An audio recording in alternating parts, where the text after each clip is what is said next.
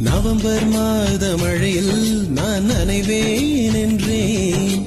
எனக்கும் கூட நனைதல் மிக பிடிக்கும் என்றாய். மொட்டை மாடி நிலவில் நான் குளிப்பேன் என்றேன். எனக்கும் அந்த குளியல் மிக பிடிக்கும் என்றாய். சுகமான குரல் யார் என்றால் சுசீலாவின் குரல் என்றேன்.